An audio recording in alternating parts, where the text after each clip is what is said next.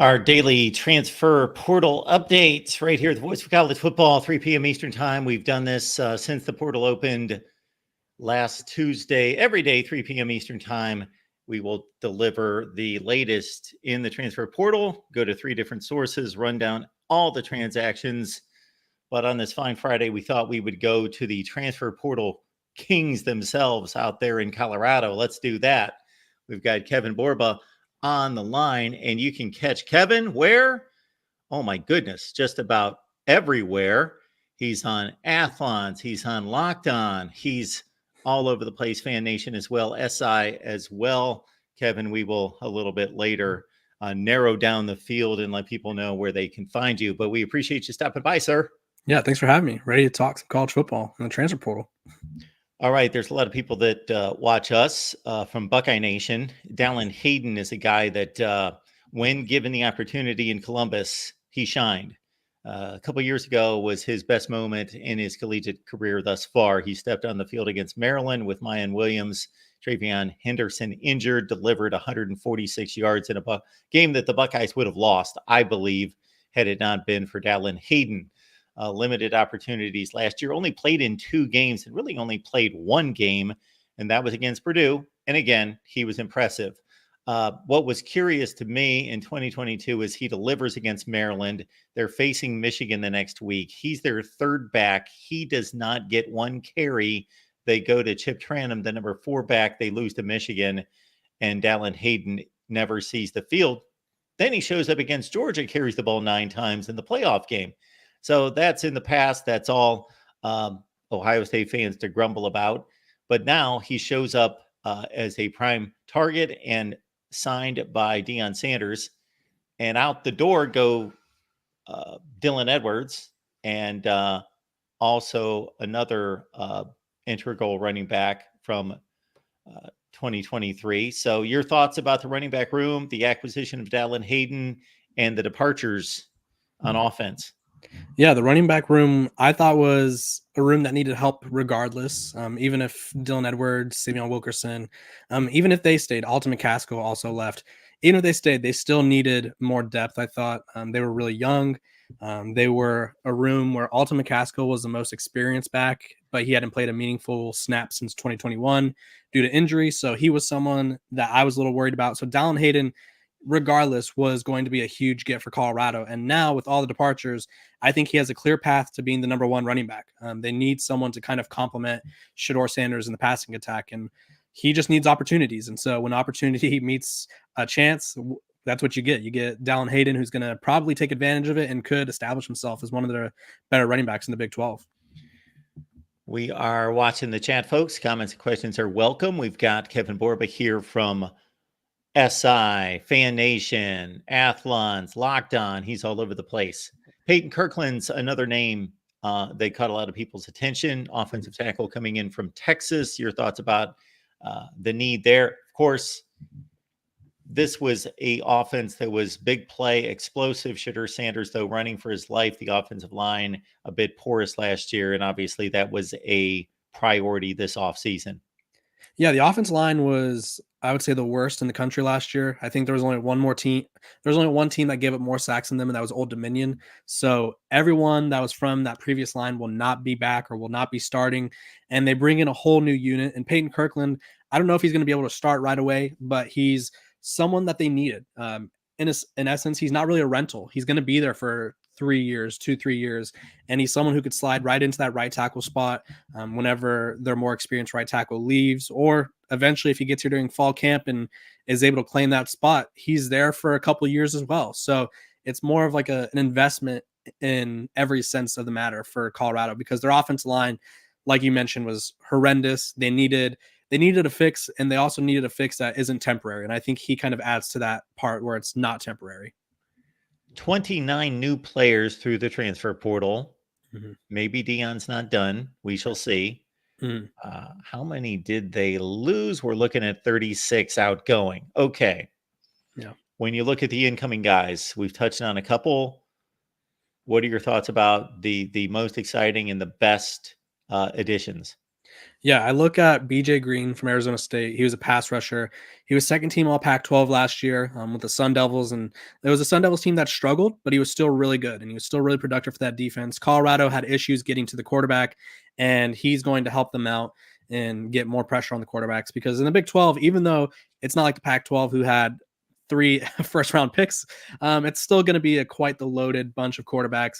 I also look at FAU wide receiver LeJonte Wester, one of the fastest guys in the country. He's kind of pushing Jimmy Horn for reps over there at wide receiver. And then I also like to look at guys like Will Shepherd, the Vanderbilt wide receiver, 6'4". He's not there yet, but he will get there during fall camp. Another big name. And then they took a flyer on LSU transfer Quincy Wiggins, former 4-star recruit, and then Anquin Barnes from Alabama, 6'5", 315 pounds. Dude's a monster in terms of size and just needs an opportunity. So they took a lot of flyers. They got a lot of experienced guys. So I think this class is much more based off of quality, and last year's portal class was more so quantity with over 50 guys coming in. Folks, please subscribe to our Big 12 channel. The link is in the description section down below. The Big 12 channel, plenty of updates there. We just talked some TCU with their spring game coming up, as well as Colorado's on Saturday. Okay, in terms of the losses, how would you rate the Edwards loss? And then go beyond that in terms of what's significant there, because we know that the majority of them Deion pushed out of the room there.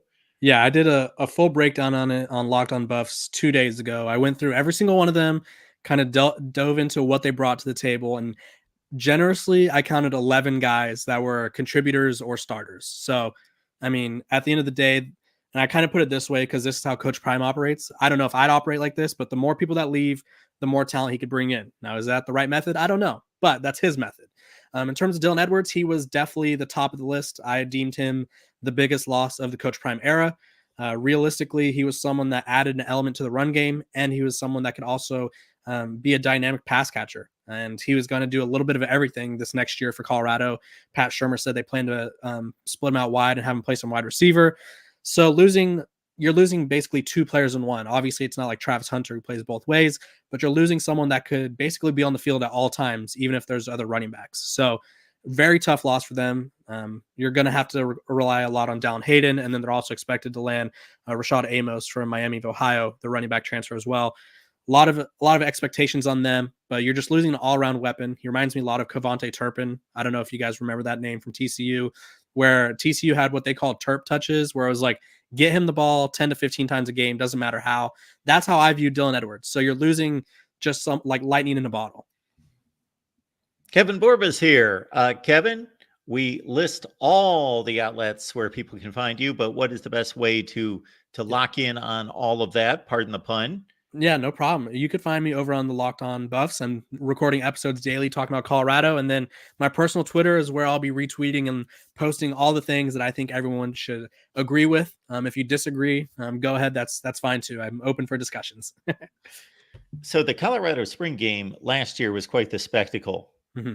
It was on ESPN. So ESPN only targets about one or two programs worthy of their attention for a spring game each year. Mm-hmm. And the snow flurries almost added to just the aura, the environment, at least on television. The place was packed, and we got to hear from Coach Prime throughout the broadcast. Naturally, it's not going to be as full of hype this year. It's on the Pac-12 Network. Mm-hmm. But when we get to the nuts and bolts of the situation, what are you looking for? What do you think is important about this spring game? Yeah, first of all, if you guys want to watch a spring game, shout out to my former employer, Pac-12 Networks. That was my very first job out of college. Go get yourself a free Fubo trial. That's where you could get the Pac-12 Networks, because I'm sure 90% of you don't have it. But in terms of what I'm expecting from the game itself, it's going to be weird, to put it in an interesting way. They have one, maybe two healthy running backs, so it's going to be a lot of passing. And so in my eyes, it's going to kind of take away from the defense a little bit, because the defense should know that they're going to be throwing the ball pretty much every down. So the defense line doesn't have to worry about the rushing attack. But that I'm looking out for the offensive line. With the defense line knowing that they're going to throw, can the offense line hold up? This new offense line has a hashtag called DT2, which stands for Don't Touch 2, aka Shedeur Sanders. So their whole thing is not letting people get to Shedeur Sanders. Do they hold up? Are they as good as fans and everyone in college football expects them to be, or are they going to have some issues? And is Coach Prime going to have to do some late transactions in the portal? I'm looking at the wide receivers. They brought in quite a few new weapons, and do they kind of complement each other? Do they outshine each other? Does someone get more reps than someone else? So I'm looking at things like that, and then the secondary as well, just because Cormani McClain's no longer in the picture. He was someone that was kind of going to have a role, and now he's just completely gone. And they brought in two new transfers who I think were there to push him, and they may have pushed him right out the door. And it's interesting to see. Their names are DJ McKinney and Preston Hodge. I want to see how they look as well next to Travis Hunter. Colorado spring game on Saturday. We've got Kevin Borbeck here to break down the Buffs for us, and it's a much more intriguing situation than it is with most college football teams. We looked at the spring game from last year, not necessarily the hype, and you bring up the Pac-12 Network and where you got your start there. I will say that I had never seen any production, nothing from the Pac-12 Network until about 2 years ago, and then ordered it from my cable provider at the time. And I've got to say that all the criticism of the Pac-12 Network has everything to do with subscriber rates and all of that. But in regards to production value, in terms of talent on the game broadcasts, and I think I got it specifically to start the football season with Pac-12 Media Days, it was a first-rate production, and it was really good. Yeah, it was an awesome experience. That was my first job out of grad school, and just learning from all the talent, whether it was Yogi Roth or Ashley Adamson. They had guys for college basketball like Eddie House come into the mix, and Bill Walton. So it was really cool. I think the biggest issue that the Pac-12 had was just availability, and so a lot of people took shots at it that way. But overall, great product. I'm going to miss it. A lot of great people worked there. Folks talking NFL draft in the chat, and we will be here at 5 p.m. Eastern time. So the Big Ten Live show that we typically deliver at 7 Eastern on Friday nights, folks, we're going to be here at 5. We've got a lot of good guests. Corey Brada from the Hawkeye of the Storm, Justin Adams from the Big Ten channel and our Nebraska channel, and others for Big Ten football talk. So since I started on the NFL draft, Deion Sanders made a comment a couple weeks ago concerning his son. And I did not look into it initially. It's not the type thing that really concerns me. And I thought, based on the headline and maybe a sub-headline, that he also tagged in his other son and maybe even Travis Hunter about not playing in cold weather. I'm going to be advising them, or I'm not going to let them, whatever, however he phrased it, played in cold weather cities, and that there was a list of 7 or 8, 9 teams that he would allow them to play for. Right. So I thought this to be rather silly myself. First of all, you play currently and coach in a cold weather. You're in Colorado, my goodness, and it's a beautiful state, but it can snow in May, can snow in October. It's going to snow next weekend, probably, or this weekend. There you go. It's all over the place. It's beautiful. The sun shines constantly there, but there's tons of snow and cold. So, and you're trying to recruit people there. Secondly, I don't know if those players' contracts are going to involve just home games or how that's going to work. You're not going to Buffalo, Cleveland, Pittsburgh, Green Bay, etc. Yeah. I just thought it was a bit silly. Yeah, it's definitely. I talked about it on my show, and I said if anyone could pull it off, it'd probably be him. I think the biggest names to do so that I know of are Eli Manning, whose father Archie Manning, and then John Elway, who was a big personality of himself, and he kind of had the leverage of playing baseball. So it's all about leverage. Are you big enough to do it, or do you, like John Elway, are you going to go pro in another sport? They're obviously all not going pro in another sport, but they do have the Sanders name, or in case of Travis Hunter, he has the fact that he's a dynamic two-way player. Now, realistically, like you said, there's a lot of cold weather in the NFL. Even if you wanted to stay out here in sunny California, San Francisco gets a little chilly. The Bay Area isn't always known for warm weather. I just think it's kind of Deion Sanders' way of trying to maybe will his sons to certain teams. And I think the comment section will go a little crazy when I say this, but I'm sure one of the teams he imagined his kids going to was the Falcons, and now the Falcons have no need to take a quarterback because they kind of addressed their future quarterback issues yesterday. Yes, they certainly did, to a surprise of a lot of people in regards to Michael Penix going that high. Will has pointed out, our faithful viewer here, I have screwed up the live streams in regards to juxtaposed. So this is our transfer portal show that we do every day at 3 p.m. Eastern time. Got our Big Ten live show coming up at 5 p.m.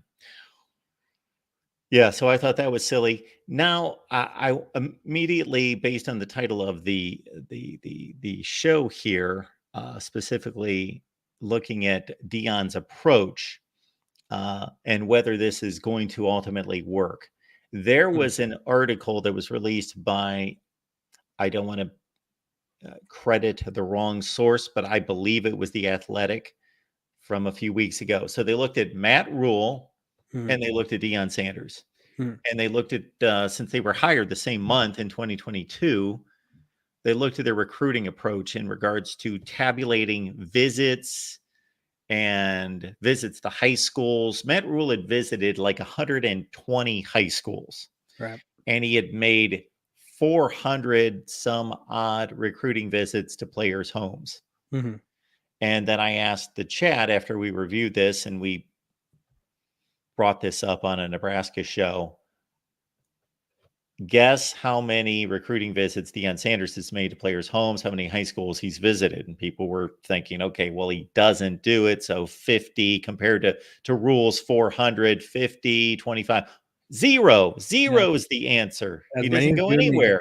As many as you and me. Yeah. No, it's just one of those things where I was very, like, I think that's a head scratching thing. I think a lot of people point to his status, like he's Deion Sanders. He doesn't have to do it. Nick Saban does it. Kirby Smart does it. But I did think there was one semi-valid point he made, which is he recruits the state of Florida heavily. He recruits the state of Georgia heavily. A lot of those guys have SEC schools on their radar. A lot of those guys are thinking the furthest west I'm going to go is Texas, or if I'm going to go west, I'm going to go to USC. I'm going to go to Los Angeles. So he wants people to come to Boulder. He wants people to come to Colorado, so that way they could see the full Colorado experience. I don't know if that's the right way to go about it, but his focus is more so getting people to Colorado, so that way it could be on their radar. I think a lot of people are kind of missing that point and just being like, he's not putting in the effort.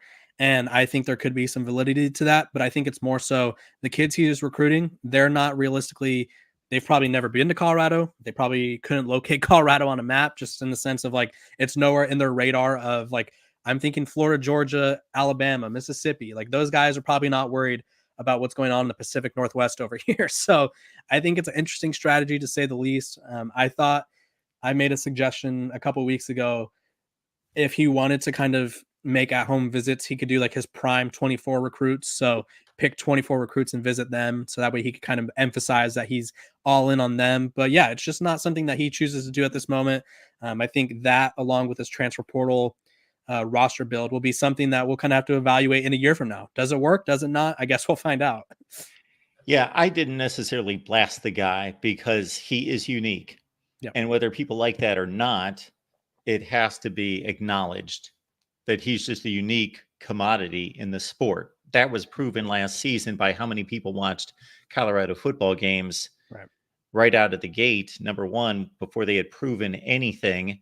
And then obviously as they rolled early, the momentum just for Colorado State to draw 10 million people. Of course, it was not Colorado State, but for a Colorado State game to draw over 10 million people, that is the only person on the planet that they could have been playing and been standing on the other sideline that would have drawn over 10 million viewers. If Nick Saban was standing on the other sideline, that game doesn't draw 10 million people.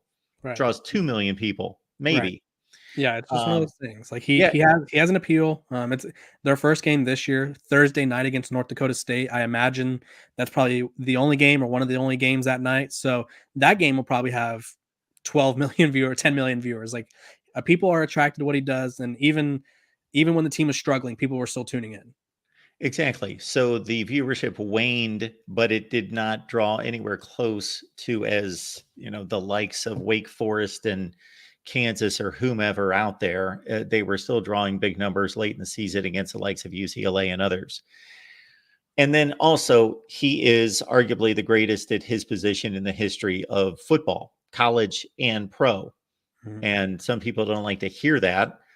He didn't invest in tackling much, but the guy was dynamic. He was phenomenal. He's a special talent and he is capitalizing on his personality and his fame and his football playing ability, and he should be. Now, what was curious that came out, of course, in the last week or two was the Cormani McClain situation. So you've got a 5-star cornerback who is rated the best in high school football. He comes out, he's got a freshman season after he flipped from Miami at Colorado. And after about 8 or 9 games, correct me if I'm wrong, Deion Sanders was asked about the playing time of Cormani McClain. And his response was basically, you got to show up at meetings, you got to be on time. We track your film watching. Hmm. And he didn't plainly say he's not doing this, but it was easy to do the addition. Yeah. And there you go. He was not prepared to play. And then Cormani McClain had some words this week Yeah. to share with everyone on social media. Yeah, it was definitely in terms of the Cormani McClain situation, and I talked to a lot of people that are from South Florida that covered him closely in high school. There was a lot of growing up that he had to do. I think when you go from high school where, and I'm sure everyone's familiar with the saying, where you're a big fish in a little pond, and then you go to college. Everyone in college was the best player on their high school team, regardless of where they went to high school. They were one of the best players.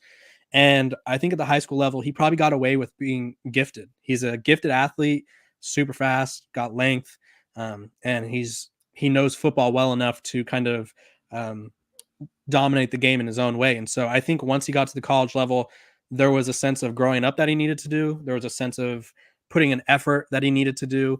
And I just think that, like, you hear rumors of him skipping practice and hiding out in the bathroom. You hear rumors of him, like, even this past spring, he wasn't practicing for a week or so. Like, he just wasn't there. And then I hear stories that he's in Houston at nightclubs or whatever it may be. So he just wasn't putting in the work. Now, do I think what he said was his truth? Probably. I do think that's probably what he believes is to be true. And I'm not going to tell him that his truth is wrong. I'm not going to tell him that he didn't feel like he was getting developed. But my question to him and to everyone else would be, was he putting in the effort that required, or was he putting in the effort needed to feel like he was getting developed? And when he was on the field last year, he just wasn't always that good. When they played Washington State, Washington State's game plan was to target him. He was easily kind of picked on. They threw to him just about every play, and he couldn't tackle. He was missing tackles, and so I feel like there's a lot of growth for him. I think this is a reality check, and I would advise people to hold off on calling him a bust or criticizing him as a person, just because he's an 18-year-old, 19-year-old kid. I think it's very difficult to make a life-altering decision. His recruitment was weird. He was supposed to go to Florida. There was no Miami journalist at his initial signing day, and then he says he's committing to Miami. And then when he was supposed to sign with me at Miami, he got cold feet and committed to Colorado. And so I just think it was a decision that was probably rushed. Maybe it was one that he kind of didn't know if it was right for him. And so hopefully this time around he makes the right decision, and hopefully his experience from Colorado, he learns from it and takes advantage of wherever he goes next. You make some great points because, first and foremost, it should be understood by all of us, regardless of the situation, that we don't know all of the details and we don't know all the specifics, nor should we. It's none of our business. It is to a certain extent because obviously this game is for the fans and only flourishes because of fan support. So there is a modicum of it that is for public consumption. But in regards to anyone's personal decision, that is up to them. And the personal conversations that ensue between coach and player and all of that, their relationship is their business. Uh, and then also you make a good point just in regards to his age. And we need to keep that in mind. We treat this sometimes as a video game, and that these guys are just interchangeable and they are just football players and that's all they do. and they don't have personal lives. They don't have feelings. They don't have friends. They don't have girlfriends. They don't have family problems and issues and Yep. other things to deal with. And they do. And do they make mistakes? And of course they do. They make foolish decisions. They do all sorts of crazy things. But you know what? There are 40-year-olds making foolish mistakes out there as well. So we should have some grace for those individuals. Not that we can't hold them accountable. Right. That should be done. You're on a football team. You're Mhm. part of the organization. You got to show up to meetings. You got to do what you're told. Right. Hold them accountable, but also understand, yeah, we all need second chances in life. Mhm. All right, we got the Big Ten Live Show. It's coming up at 5 p.m. Eastern Time, and I apologize for any type of confusion there, but the Big Ten Live Shows at 5 p.m. Eastern Time. We appreciate Kevin Borba being here from a litany of organizations. He's all over the place. I've never seen a list like this with actual credible platforms. I've seen some people with all sorts of lists, and I was like, I don't even know what those things are. But SI, Fan Nation, Locked On, Athlons, the whole deal is right there. Kevin, in regards to whether this is ultimately going to work, because I put on the thumbnail, will it work? Mhm. Uh, this Deion Sanders approach, Yeah. I think most people are understanding why he had to take this approach last offseason, Mhm. maybe even this one. Yeah. But is this going to continue? And of course, this is going to have to be a large part of how all programs do business. So it's not just him, but Right. of course, at the quantity that he's doing it, he seems to be very, I don't want to say cutthroat, but maybe he's just more honest about it because coaches are doing this all over the place, pushing players out the door, Yep. having those conversations. But do you ultimately think he will be successful? Yeah, I think in terms of like the cutthroatness, I like that you brought that up. I just want to touch on that before I go into the actual question. Like you said, it happens everywhere. They just don't have like a daily YouTube show following them around. Those things are not always shown. These coaches are very close to the chest. They like to keep things in house, which to each their own. I think that's kind of the cool part about Deion Sanders is like we get to see these little things where it's like, yeah, everyone wants to know why your 5-star corner is not playing. But then you watch the well-off media videos and there's coaches yelling at him for not doing what he needs to do. So it's cool to have access like that. In terms of will it succeed, I think this is the year we find out. Obviously, you have a top 5 quarterback on your roster. You have a two-way star in Travis Hunter, another top 5 pick, and then you improve the roster everywhere else. So if it doesn't work this year, the method needs to stop because it just you can't keep doing the same thing over and over. I think there's a definition in Webster's for that, doing the same thing over and over and expecting a different result. You guys could enlighten me on the word, but it's definitely an interesting process. I think it's one that could work. I just don't know what the ultimate ceiling is because we know, and Bud Elliott from 24/7 Sports does this every year. He calls it, or he releases an article called the blue chip ratio, and it gives you, I think it was 15 teams this past year. The 15 teams where their roster is majority 4 or 5 stars. It's like 50%, I think, is the threshold. And those teams are the teams that win championships because every year since 2011, the champion has had 50% of their roster be 4 or 5 star recruits. And so Deion Sanders is kind of pushing against the grain, and he has intentions of winning a title, but he's not doing it the way that has consistently shown is how we do it. So if it doesn't work this year, I kind of feel like it needs to change a little bit. I think he could be successful in terms of winning a bowl game, maybe competing in the Big 12. But again, we've yet to see a team win the title this way. So I don't want to say he could win a title this way, but I don't want to limit him and be like, he's going to go sub 500 again. I think winning a bowl game, excuse me, and contending in the Big 12 is very much in the picture for him. Do you think this year's Big 12 is tough compared to last year's Pac-12? How would you compare the two conferences? I would say the Big 12 as a whole is a weaker conference than the Pac-12 this past year. I think the Pac-12 this past year was the strongest conference I had seen in quite a while. It reminded me, excuse me, of like SEC level with like Alabama and LSU when they were playing each other in the title game. It reminded me of that kind of era. Now, Colorado's schedule, the way it's formatted, I think is very difficult. They play Kansas State, Utah, Texas Tech, I think Kansas as well. They all play them within a few weeks of each other. So I would say it's a easier conference, but Colorado has a difficult slate, if you will. So I think they can make some noise, but I also don't want people to overlook the conference as a whole.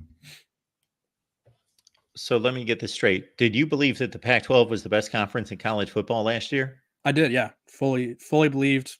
Even with Michigan winning the title, I think from top to bottom, the Pac-12 was the best conference. Okay. I don't agree, but I don't think that's a crazy take. Like, I That's don't think okay. I would sit I here for if 20 I could minutes and if I could land ask base who, you because I don't think it's I think it's debatable, and I think that you have certainly a lot of valid points on your side. So I don't think it's crazy by any stretch.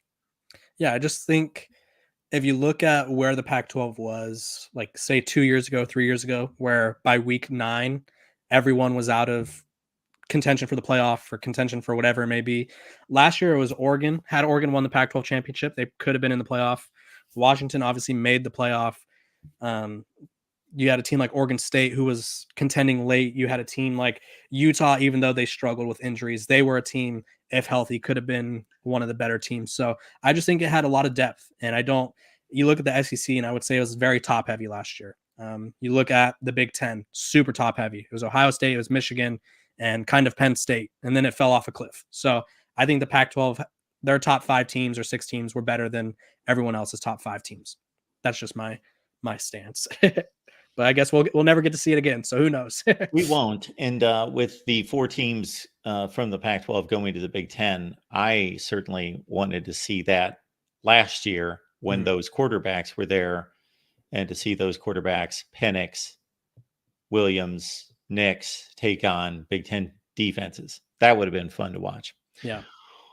All right, Kevin, we appreciate you stopping by. Yeah. Thanks And for once having me. again, just let everyone know best place to find you. Yeah. Find me over on Locked on Buffs. I'm doing daily episodes, talking about all things Colorado. And then my personal Twitter, which is on the far left or your far right. However, it's on the screen at Kevin_Borba. That's where I post all my nonsense. That's where I talk all my trash. It's where I talk about my dog, my life, everything. So go check me out there. Cool. Yeah. Well, Thank you thank for you, having me. Kevin. Yeah. Appreciate it. Enjoy the spring game tomorrow. Thank you. Have a good day. Kevin delivers for us. We appreciate him stopping by talking Colorado. The Buffs and their spring game is on Saturday. I thought it was a good time to bring in Kevin to talk Colorado football. And of course, as active as anyone, shoot, look at the numbers 65 transfers back and forth, incoming 29, outgoing 36. Yeah, more active than anyone. The Big Ten Live Show comes up at 5 p.m. Eastern Time. You guys are going at it in the chat about the draft. So we will talk the draft. I'm going to give the big picture look at the Big Ten's performance thus far through the first round, and then what it could mean going forward. We saw the Pac-12, the former Pac-12 schools perform extremely well, and those guys will forever be Pac-12 players. They are Pac-12 players. They are not Big Ten players. I posted on Twitter today, and I will get to that post during the Big Ten Live Show at 5 p.m., running the numbers circa 2024 and circa 2023. Much different looks at the power structure in college football. Now, does the first round give us a true picture? No, it does not, but it's a strong indicator. Always has been. The SEC has had the number one, the most NFL draft selections every year forever, like 18 or 19 consecutive years. Now, was it last year or the year before? I believe it was last year. Did the Big Ten tie the SEC? I forget what the final numbers were, but it broke the SEC streak to a certain extent, in which they did not lead, but they also were not second. They tied. I'm almost positive that it was a tie between the Big Ten and the SEC last year. But the SEC, again, when I have SEC haters who are blind challenge me on the SEC being the best conference, come on. Now, that may change. The Pac-12 entries into the Big Ten may change that. Right now, the SEC is the best conference. The SEC was the best conference last year, the year before, the year before, the year before, the year before, the year before, the year before. Every year, the SEC has been the best, going back to about 2005 or 6. And it's not debatable. But I will have that debate with anyone. I will have that debate with anyone. So I guess it is debatable in that I will have that ridiculous debate with anyone. But no, the Big Ten is not better than the SEC until they prove it. Okay. The Big Ten live shows at 5 p.m. Eastern time. I'm almost forgetting what we do when we get together every day here for the transfer portal update live here at 3, and that's to go through the transfer portal. I'm curious to see if anybody would like to slap happy. Big Ten is super close to the SEC. I believe that is correct. We will see it play out, and maybe they will prove to be better this year. Mike, sorry, dumb take. Underline that, put it in caps. Sorry, Mike, your faithful viewer. I hate to say this, but that's a dumb take. You can be a fan, just don't be a dumb fan. Please don't be a dumb fan. Be smarter than that. The ACC was not the best conference when Clemson was winning national championships. Be smarter than that. Just please be smarter. Please be smarter. You're at the voice of college football. You can run around to various other channels where they don't know what they're talking about. You can do that. One team won a championship, Mike. You have to be smarter than this. You have to be smarter. We did it on the field. One team won a national championship. You are telling me that your barometer for the best conference is who wins the national championship every year. Really? So the ACC has been the best conference several times. Really, the ACC has 3 times in the last decade been the best conference. Really? No. You have to be smarter than that. Mike, please. I am sorry. I could more eloquently argue this point. That's just nonsense. It's stupidity. It's complete stupidity. It's outrageous stupidity. So, Mike, you are certainly welcome to call in at any time and we can have this discussion. But no, the national champion doesn't determine the best conference. That's moronic. All right. Or maybe Mike's just hungry. Maybe he'll think better when he has some chocolate pudding. Okay. Bama boy, it's not debatable as of right now. Now we've got new teams, we've got a new alignment, we've got everything. We're going to play football in the fall. It could change because the Big Ten was fairly close last year. I don't know that it was that close last year. All right. Yes, on to the transfer portal. And I got to say, I'm expecting to see a bunch of nothing.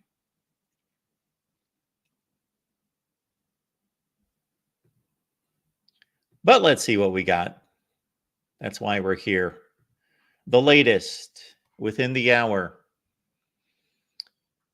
Former Auburn receiver Jay Fair visiting USC had 31 catches last year to lead Auburn's wide receiver core that was hampered by a horrific pass offense.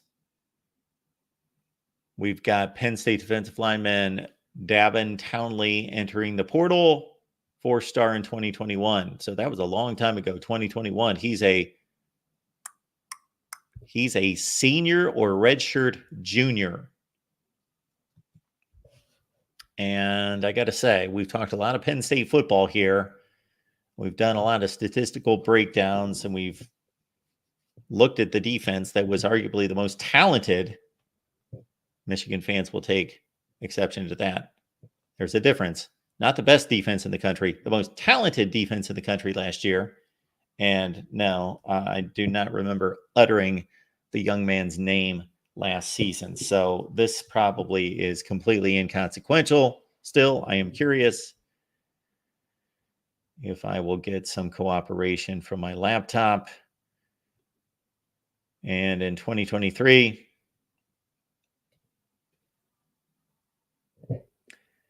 I don't see him. Okay, so Nevada wide receiver transfer we talked about several times. Dalibon Campbell visiting South Carolina. There you see 600 yards, 19.2 per catch. He also recently saw Oklahoma State. Boise State second-year quarterback C.J. Tiller got into some mop-up duty last year with the Boise State Broncos, but he's going to the portal. So is Penn State transfer Jameel Brown has committed to Temple.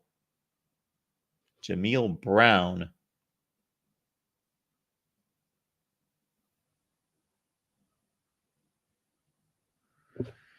Playing for the Owls. Louisville is hosting Texas defensive end Jamon Tapp and Middle Tennessee defensive end Richard Kinley. Basketball. Houston DB Jalen Emery has entered the portal. Whoa. Entered the portal Wednesday, has withdrawn his name from the portal. This is what? Friday. 8 starts the last 2 seasons. Washington, true freshman quarterback DeMarcus Davis. Really good prospect here. He's in the portal. Why? I don't know. Maybe he doesn't like Jed Fish and was, of course, recruited and signed by Kalen DeBoer. Well, no, that may not be accurate. He was recruited by Kalen DeBoer. He ultimately signed with Jed Fish as the head coach. Marshall linebacker Steven Dix had 67 tackles, 7 TFLs. He could be a good pickup for a Power 4 program. He started his career at Florida State. I remember him well. Steven Dix, Marshall. He's in the portal. South Carolina DB Keenan Nelson has entered the transfer portal. Former 4-star, 3 starts in the South Carolina secondary. South Alabama starting right tackle Adrian Strickland is in the portal.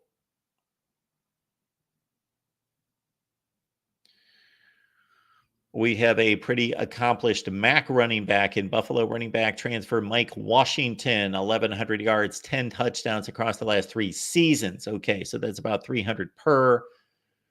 He went to New Mexico State. South Alabama linebacker Khalil Jacobs, 56 tackles, 8.5 TFLs, 1 pick.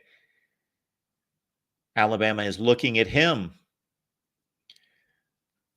Sierra Wright was a top 80 overall recruit and starter for the Trojans in 2022.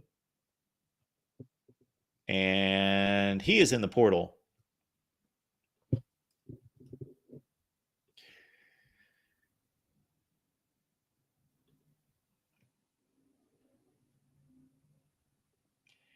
In 2022, Sierra Wright had 28 tackles and 1 pick.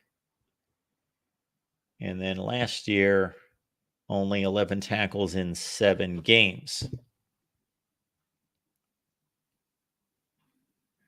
We have talked a lot of Brandon Lane out of Stephen F. Austin. He is committed to Michigan State. 6'4", 300. So Michigan State losing a lot of defensive linemen, get one back via the FCS level.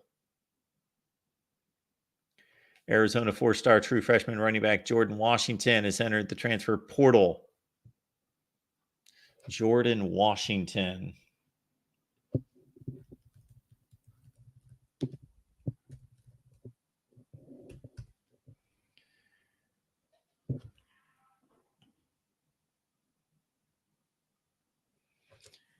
Texas A&M tight end Jerry Johnson III enters the portal.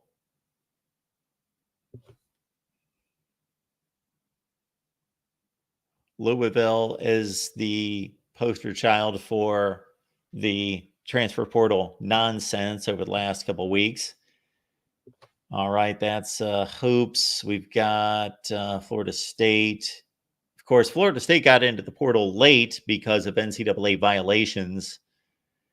Jason Zandamela was the number 1 rated interior offensive lineman in the 2024 class, went to USC, didn't play. Well, he hasn't had a game to play in. He just signed, and now he's looking around, and he goes to the University of Florida this week to visit. UCLA is set to host LSU cornerback transfer Jeremiah Hughes, who played in 13 games as a true freshman with 6 tackles. So that tells you special teams and mop-up duty for him. Michigan true freshman linebacker Jeremiah Beasley is in the portal. Wisconsin wide receiver Tommy McIntosh in the portal. And the ongoing saga of one Tennessee via Louisville edge rusher Tyler Barron, one of the best in the SEC with 6 sacks last year, 41 pressures. Still looking around, including Miami. Western Kentucky edge rusher Jacques Evans taking an official visit to Baylor. He had 13 and a half TFLs and 8.5 sacks. He was first team all conference in 2022. Don't know what happened to him last year.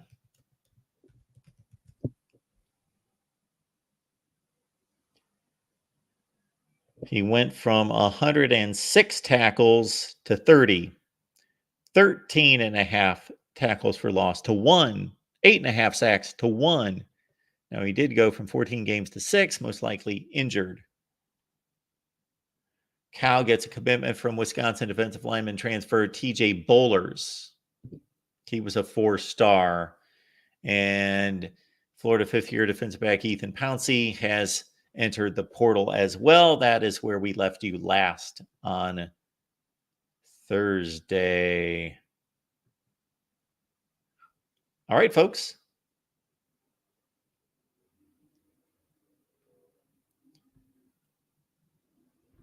Our next show is the Big Ten Live Show. We've got some really good guests lined up, so please join us at 5 Eastern. We will lead you up to the NFL Draft, round number 2. And again, some really good guests. We'll take your calls as well, time permitting. 5 p.m. Eastern Time, the Big Ten Live Show, right here at the Voice of College Football. Please hit the like button on the way out. We appreciate your contributions at Venmo, PayPal, and Cash App. See you at 5.